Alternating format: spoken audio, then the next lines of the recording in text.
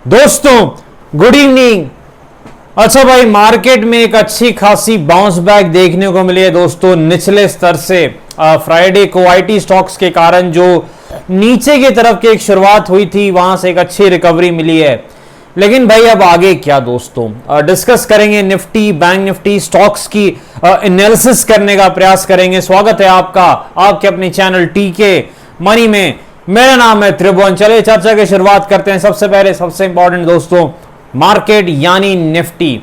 देखिए दोस्तों विक्स कहां पर है, ये बहुत ज्यादा इंपॉर्टेंट है। इंडिया विक्स वॉलेटिलिटी इंडेक्स कहां पर है, लगभग 10.6 के आसपास है इंडिया विक्स वॉलेटिलिटी इंडेक्स। अब आगे क्या भाई, तेजी मंदी का क्या कैसे प्लान है।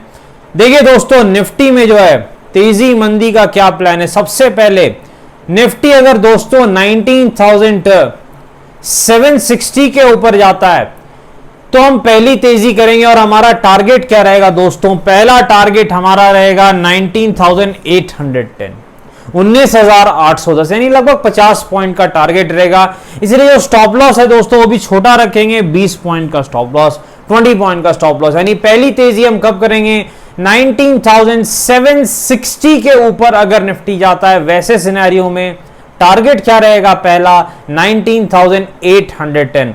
उसके बाद भाई अगर निफ्टी दोस्तों 19,810 यानी 19,810 के ऊपर निकलता है तो फिर हमारा नेक्स्ट टारगेट रहने वाला है 19,860 के आसपास, 19,860 के आसपास। ये चीज आपको याद रखनी है।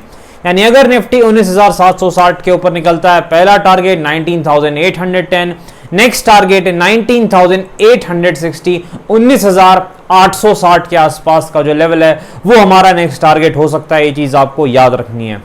मंदी का क्या प्लान है भाई, क्या कैसे करना है भाई, मंदी कैसे करनी है। देखिए निफ्टी जब तक दोस्तों 19,675 के ऊपर रहता है मेरे ख्याल से मंदी करने में भलाई नहीं, क्योंकि निफ्टी वैसे सिनेरियो में बुल्स के हाथ में है, बुल्स के फेवर में, तेजी वालों के फेवर में। तो निफ्टी जब तक 19,675 के ऊपर रहता है तो आप तेजी के तरफ ही ध्यान दें जहां तक पॉसिबल हो, क्योंकि एक सपोर्ट का भी काम करेगा। वो जो लेवल है 19,675 के आसपास का जो टेक्निकल लेवल है वो एक प्रकार से सपोर्ट का भी काम निफ्टी में करने वाला है। ये चीज आपको याद रखनी है। लेकिन अगर निफ्टी 19,675 के नीचे जाता है तो वैसे सिनेरियो में जरूर एक शॉर्ट टर्म मंदी दिख सकती है और फिर आपको निफ्टी लगभग 19,580 से 19,600 के लेवल दिखा सकता है। यानी वैसे सिनेरियो में निफ्टी लगभग 19,580 से 19,600 के लेवल पर जा सकता है। लेकिन अदरवाइज प्लान तेजी का है, बशर्ते निफ्टी कुछ टेक्निकल लेवल जो हमने डिस्कस किया उसके ऊपर जाए तो हम तेजी करेंगे। जब तक 675 के ऊपर निफ्टी है, स्ट्रांग है, कोई दिक्कत नहीं है, ऊपर की तरफ जाने की संभावना ज्यादा है। उसके नीचे दिक्कत हो सकती है, फिर प्लान चेंज करना पड़ सकता है। बाकी आपको पता ही है दोस्तों डब्ल्यू और एम पैटर्न स्ट्रेटजी, डब्ल्यू में तेजी, एम में पिटाई, 30 पॉइंट का स्टॉप लॉस, 100+ पॉइंट की कमाई। चलिए निफ्टी बैंक के पास चलते हैं।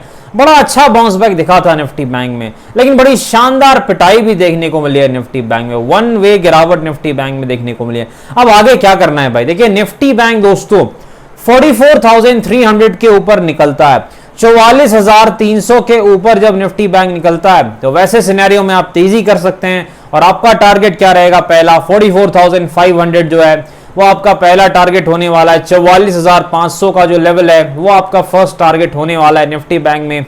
नेक्स्ट टारगेट 44,700 के आसपास, 44,650 से 44,700 के आसपास आपका नेक्स्ट टारगेट होने वाला है। मंदी कब करनी है भाई निफ्टी बैंक में, 44,200 के नीचे, 44,200 के नीचे अगर निफ्टी बैंक जाता है तो फिर ये टेक्निकली कमजोर हो सकता है। फिर वैसे सिनेरियो में आपको टारगेट लगभग 43,900 के आसपास जो कि सपोर्ट है, 43,900 के आसपास जो कि सपोर्ट है, वहां तक निफ्टी बैंक जा सकता है। ये चीज आपको याद रखनी है। तेजी का लेवल आपको पता है, मंदी तभी होगी जब ये 200 के नीचे जाए, तब शॉर्ट टर्म में कमजोर हो सकता है। सपोर्ट कहां पर है, लगभग 43,900 के आसपास है, 43,900 के आसपास। यहां भी डब्ल्यू और एम पैटर्न स्ट्रेटजी फॉलो कर सकते हैं दोस्तों। डब्ल्यू में तेजी, एम में पिटाई, 70 पॉइंट का स्टॉप लॉस, 300+ पॉइंट की कमाई। आलोक इंडस्ट्रीज के पास चलते दोस्तों। सबसे पहले हमने डिस्कस किया था कि 18 के आसपास अच्छा सपोर्ट है, वहां से बाउंस बैक दिखाएगा तो 20 इसका पहला लेवल है जहां तक ये जा सकता है और वहीं जा रहा है।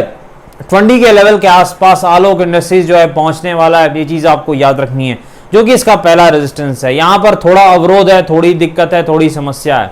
अगर इस लेवल को निकालता है तो फिर आपको 22 के लेवल पर भी आलोक इंडस्ट्रीज जाता हुआ दिख सकता है। 22 के लेवल आपको दिखा सकता है आलोक इंडस्ट्रीज। सपोर्ट कहां पर है? वही पुराना सपोर्ट है 18 के आसपास। एटीजीएल के पास चलते हैं। एटीजीएल का सपोर्ट कहां पर है भाई? इधर काफी गिरावट दिख रही है शॉर्ट टर्म में भी। देखिए जो एटीजीएल का सपोर्ट है वो लगभग 570 के आसपास है, 570 के आसपास एटीजीएल का सपोर्ट है। और जब तक ये 620 के ऊपर ना निकले शॉर्ट टर्म में कमजोर हो सकता है। 620 के ऊपर अगर एटीजीएल जाता है तो फिर ये तेजी दिखा सकता है और लगभग 700 के भी लेवल आपको दिखा सकता है। चलिए बंधन बैंक के पास चलते हैं। बड़ी पिटाई बंधन बैंक में। बंधन बैंक का सपोर्ट कहां पर है भाई?